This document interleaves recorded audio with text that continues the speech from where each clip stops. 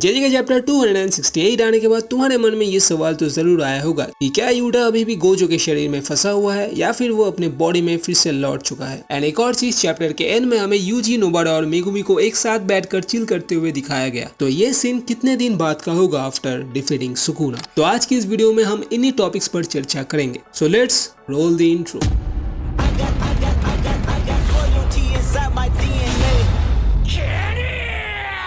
तो चैप्टर 268 खत्म होते होते हम यूजी के साथ मेगुमी और नोबाडा को चिल करते हुए देखते हैं। एंड इस सीन को देखकर लग रहा था कि बहुत टाइम बीत चुके हैं सुकुना से फाइट किए हुए, क्योंकि मेगुमी भी अब पूरे तरीके से ठीक लग रहा है। वी कैन प्रेडिक्ट कि ये सीन 4 से 5 महीने बाद की होगी, क्योंकि नॉट ओनली सुकुनास डैमेज, बंदे ने अनलिमिटेड वॉइड को भी मल्टीपल टाइम्स अपने ऊपर लिया था। शिबुया में जो लोग अनलिमिटेड वॉइड के अंदर आ गए थे उन्हें करीब 2 महीने लगे थे उसके इफेक्ट से रिकवर होने में, और वो भी गोजो ने बस 0.2 सेकंड के लिए अपने डोमेन को खोला था, उसी से इतना damage. You can imagine Megumi को कितना डैमेज हुआ होगा। और इसीलिए हम कह सकते हैं during this time gap Megumi unconscious पड़ा था एंड ज्यादा दिन भी नहीं हुए उसे होश आए हुए। नाउ नेक्स्ट सवाल, यूटा के साथ क्या हुआ होगा। मेगुमी को नहीं पता था यूटा किस हालत में है। यूजी ने जब कहा then he came to know about Yuta कि उसे मदद की जरूरत है और इसीलिए सबको बुलाया गया है। देन हम देखते हैं वहाँ पर पहले से ही माकी, इनुमा की, पांडा, कुसागाबे ऑलमोस्ट सभी मौजूद थे। वो सारे यूटा के लिए आए थे and all of a sudden हम किसी को कहते हुए सुनते हैं, Yuta you piece of crap. Then शायद से यूटा की उस हालत को देखकर मेगुमी कहता है, तो क्या तुम लोग इसी हेल्प के बारे में बात कर रहे थे? सीरियसली? मेगुमी की स्टेटमेंट से तो एक चीज क्लियर है कि यूटा के साथ जो भी हुआ होगा वो ज्यादा सीरियस नहीं है, क्योंकि वो शॉक कम एम्बेरेस ज्यादा फील कर रहा था। नाउ अगर हम यूटा के बारे में बात करें तो लास्ट टाइम जब हमने उसे देखा था तब वो गोजो की बॉडी में था एंड केंजाकू की बर्न आउट कर्स टेक्निक की वजह से उसका शरीर काम करना बंद कर दिया था। मतलब वो जिंदा तो था लेकिन इस बॉडी गॉट पैरालाइज्ड। नाउ ये तो अब कंफर्म है कि जो कंडीशंस माकी ने सोची थी यूटा को लेकर, उनमें से 2 कंडीशंस तो गलत है, क्योंकि यूटा अभी भी जिंदा है एंड जो एक कंडीशंस बचा वो था यूटा हमेशा के लिए गोजो के शरीर में फंस जाएगा। So this could be possible कि वो सच में फंस गया होगा। नाउ या तो वो उस 5 मिनट के अंदर अपने बर्न आउट कर्स टेक्निक को समहाउ रिकवर कर लिया होगा बट अपने शरीर में वो लौट नहीं पाया, या फिर उस टाइम लिमिट के अंदर ही couldn't recover that burn out curse technique, जिस वजह से his body remains paralysed until now. But ये होने के चांसेस कम है, क्योंकि वी नोटिस यूटा को कोई डांट रहा था, शायद उसके किए गए कुछ एक्शंस के लिए। सो हाँ, देयर इज अ चांस कि यूटा अभी भी शायद से गोजो की बॉडी में ही फंसा हुआ है। एंड एक और चीज, इट्स क्लियर कि यूटा की सोल उसके खुद के बॉडी में तो नहीं है, क्योंकि वो जब केंजाकू की ब्रेन हॉपिंग टेक्निक को यूज कर रहा था तो वो अपने एक्शंस को लेकर कॉन्शियस था। इसीलिए वी कैन से इस टेक्निक की वजह से उसकी सोल भी गोजो के बॉडी में आ चुकी है। नाउ ये तो सबको पता है कि वी के पास सोल स्वैपिंग टेक्निक है, हालांकि वो परमानेंट सॉल्यूशन तो नहीं है यूटा को ठीक करने की। ऊपर से इसे करने के लिए सामने वाले बंदे का भी सोल जीवित होना जरूरी है, लेकिन गोजो तो जिंदा नहीं है। समहाउ अगर यूटा के शरीर में गोजो लौट सके तो फिर it could be possible for we some sort of binding vow की मदद से अपने सोल स्वैप टेक्निक की स्पेसिफिकेशंस को चेंज करके परमानेंटली यूटा एंड गोजो को अपनी बॉडी में भेज पाएगा। लेकिन ये सब कुछ होगा अगर गोजो लौटता है तो।